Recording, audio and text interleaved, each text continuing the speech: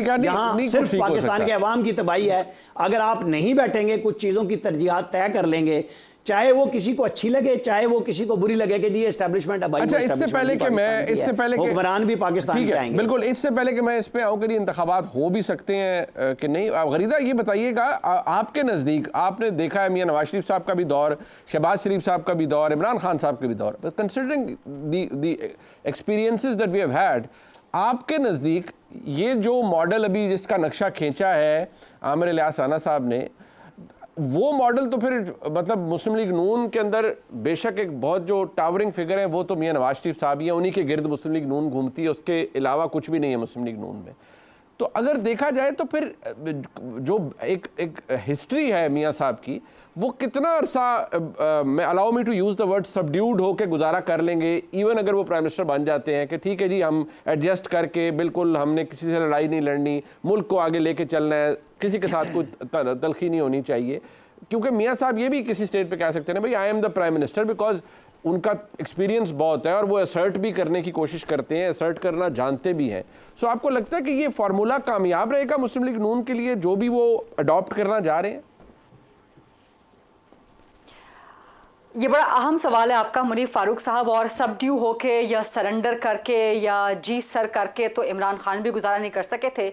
हालांकि वो बड़ा कहते रहे थे कि जी जब मैं प्राइम मिनिस्टर बनूंगा तो I would be the boss, I would be the boss और मेरी मर्जी चलेगी, लेकिन उसके बाद अपने पहले 1.5 साल तक या 2 साल तक कम से कम वो सेम पेज का नारा लगाते रहे। फिर उनको एहसास होना शुरू हुआ कि no, I am the prime minister and I should be making the decisions. और जब डिसीजन लेने शुरू किए उन्होंने, जो कि गलत थे, उन डिसीजंस के बारे में मेरे नज़दीक वो डिसीजंस गलत थे, किसी और के नज़दीक वो दुरुस्त हो सकते हैं, लेकिन बहरहाल इमरान खान अगर गुजारा नहीं कर सकते, who was the brain child of the establishment, और जो उनके ही बल बोते पे उनका ही खाया पिया लेके बड़े हुए परवान चढ़े, वो अगर सर्वाइव नहीं कर सके तो फिर नवाज शरीफ साहब कैसे कर सकेंगे? और नवाज शरीफ साहब ने अभी चंद दिन पहले जो एक बयान दे दिया था एहतसाब का, एहतसाब किसी भी आर्मी चीफ का हो, किसी भी साबिक डीजी ISI का हो, एस्टैब्लिशमेंट के अंदर से ही होगा।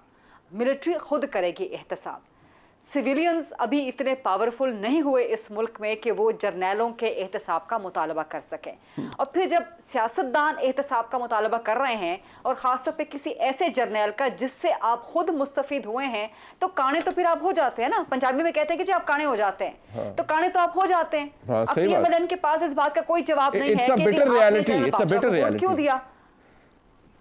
अब वो कान यहां से पकड़ने के बजाय यहां से पकड़ते हैं कि नहीं जी हमने बाजवा को वोट नहीं दिया था, हमने कानून साजी को वोट दिया था, हम किसी भी प्राइम मिनिस्टर को एम्पावर करने जा रहे थे। भाई आप उजरे गुनाह बदतर अज गुनाह। तो पहले तो आप इस बात का जवाब दें कि आपने वोट क्यों दिया।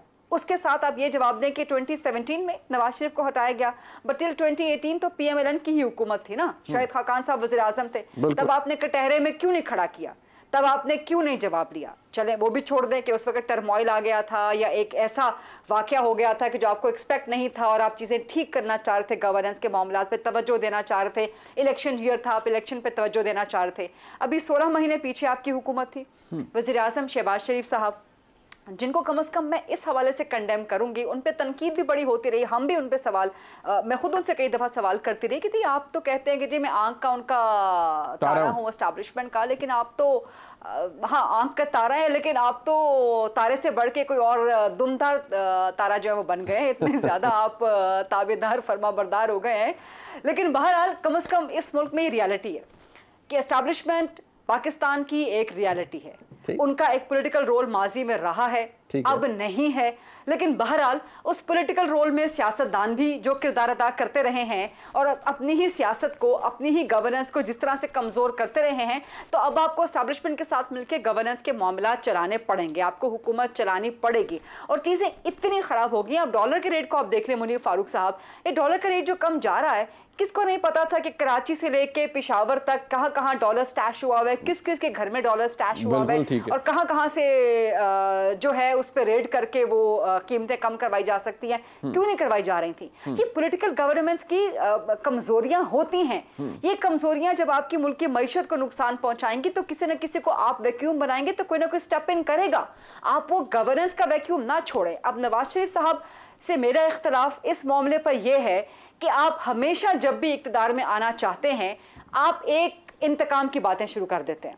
आपको चाहिए कि आप गवर्नेंस की तरफ तवज्जो दें। पिछले 16 महीने जो पीएमएलएन की पीडीएम की हुकूमत ने किया है, अवाम शदीद गुस्से में है। मरियम नवाज शरीफ साहिब आज रात जा रही हैं, NA 123 बड़ा मजबूत गाड़ा है वो, मोहम्मद मलिक रियाज साहब वहां से जीते थे कोई मेरे ख्याल 97-98,000 वोटों से, बट पीटीआई का भी वहां पर उस वक्त 2018 में अच्छा खासा था और 70,000 वोट पीटीआई को भी वहां से मिले थे। लेकिन बहरहाल लाहौर के अपने अंदर पीएमएलएन की सिचुएशन बहुत खराब है। मुनीर फारूक साहब आप मुझसे बेहतर समझते होंगे, आज आप इलेक्शन करवा दें, पीएमएलएन का गढ़ नहीं है लाहौर।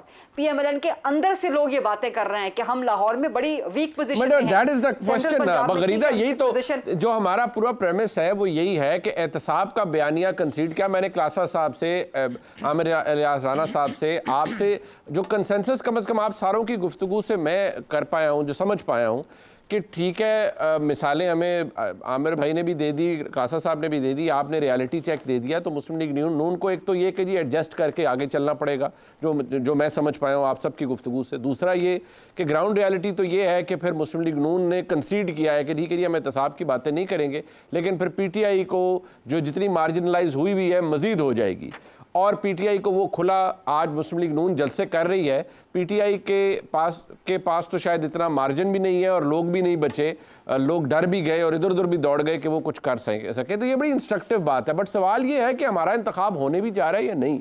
जनवरी की तारीख तो दे दी है इलेक्शन कमीशन ने कि जनवरी में होगा। जनवरी के अंदर बताया यह जाता है कि बहुत से ऐसे हल्के हैं जहाँ बर्फबारी हो रही है, तो ये सोच समझ के तारीख दी गई, और अगर नहीं तो फिर ये एक मामला आगे जाएगा, आगे फिर रमज़ान आ जाएगा। क्लासा साहब आपके नज़दीक के मौलाना फजल रहमान साहब ने भी कहा कि बलूचिस्तान और खैबर पख्तूनख्वा के कई इलाके हैं जहाँ पर कई ऐसे हल्के हैं जहाँ बर्फबारी हो रही होती है जनवरी के अंदर, तो फिर इंतखाबात तो प्रैक्टिकल पर्पसेस कैसे हो पाएंगे आपके नज़दीक उन हल्कों में, या ओवरऑल अगर देखा जाए तो? सर मेरा ये ज़ाती तौर पर ख्याल है कि इलेक्शन अब इससे फर्दर आगे नहीं जाएंगे।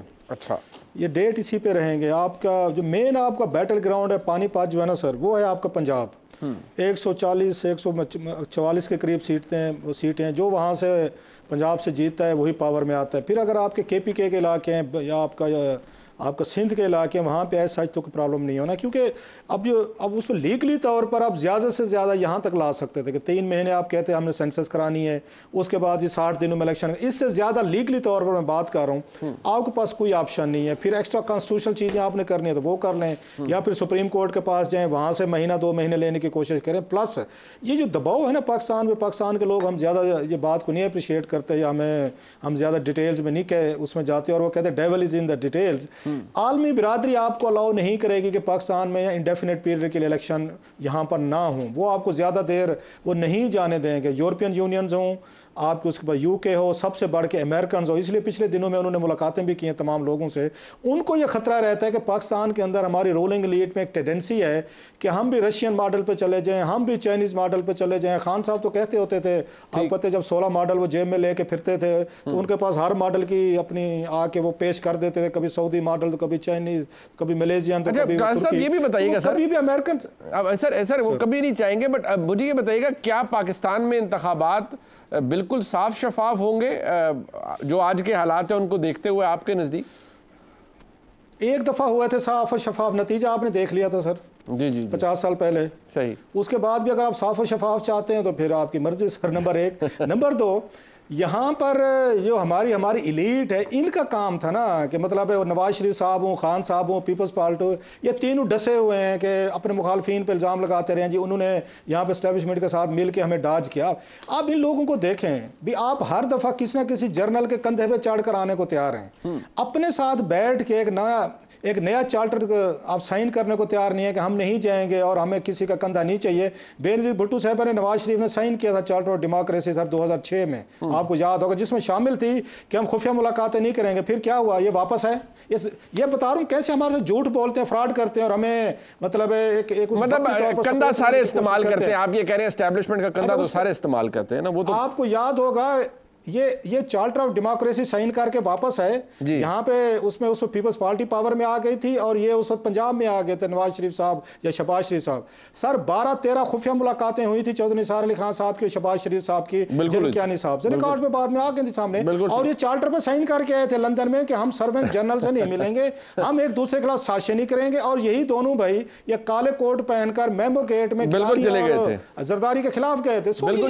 मतलब चीजों इनके पास एक ही शॉर्टकट है, एक ही शॉर्टकट है पावर में आने का, वो है किसी जनरल के कंधे पे सवार हो जाए तीनों। ये बिट जिस तरह बंदयाल साहब फरमाया करते थे शॉर्ट एंड स्वीट हो, जैसे भी हो, बट सवाल ये है कि ये तो फिर फैक्टर है जी कि अगर इक़्तिदार लड़ना है तो इलेक्शन जब भी हो, ये अभी आमिर साहब ने कहा कि वो ये तो कहानियां हैं कि बर्फबारी हो रही है, कुछ ही इलेक्शन हो जाएंगे। कितने इंडिपेंडेंट इलेक्शन होंगे, कितने फेयर इलेक्शन होंगे? फ्रैंकली मैं भी क्या ये अज्यूम करने में दुरुस्त हूं कि हम सारों को पता है कि इलेक्शन फेयर नहीं हो सकते? इससे पहले जो क्लासा साहब ने बातें की है मैं उससे बिल्कुल एग्री करती हूँ, 100% मैं उनसे मुत्तफिक हूँ। हमारे सीनियर हैं, बड़ी ज़बरदस्त अपना एनालिसिस देते हैं, और जो आमिर इलियास राना साहब ने बात की है बहुत ही बेहतरीन बात की है। मैं आमिर साहब की बातों में कुछ चीज़ें ऐड करना चाहूँगी, और आमिर साहब की तरह मैं भी समझती हूँ कि जनवरी फरवरी से इलेक्शंस आगे नहीं जाएंगे, क्योंकि फिर आगे मार्च में सेनेट का इलेक्शन होना है। सेनेट के इलेक्शन के लिए आपका इलेक्टोरल कॉलेज होना लाजमी है। इलेक्टोरल कॉलेज नहीं होगा, सेनेट के इलेक्शन नहीं हो सकेंगे। आधी सेनेट अगर इलेक्शन नहीं हो सकेगी, पूरा सिस्टम आपका ऊपर नीचे हो जाएगा, अथल पथल हो जाएगा कि ना कौमी असेंबली है, ना प्रोविंशियल है, ना सेनेट है। फिर आप मुल्क में क्या चलाएंगे? कानून साजी आप कहाँ से करेंगे? फिर इस वक्त जो इंटरनेशनल सिनेरियो है, जो मामलात हैं, उसमें वो काम नहीं हो सकता कि मिलिट्री आके हुकूमत चलाए या एक कू हो जाए और उसमें फिर एक मिलिट्री डिक्टेटर आके जो है हुकूमत चलाना शुरू कर दे। और वैसे भी ये चीज़ें बंद करके रख दी हैं एक काले डब्बे में, जो कि जनरल बाजवा अपनी आखिरी मुलाकात में हम सहाफ़ियों को कह के गए थे कि जब काला डब्बा है उस पर हम कपड़ा मारते रहते हैं। फिर उसका इन्होंने इजहार भी कर दिया था अपनी एक्सटेंशन के मामले पे। लेकिन बहरहाल वो कू वाला जो मामला है वो मिलिट्री ने काले डब्बे में बंद करके कोने में रख दिया है फिलहाल।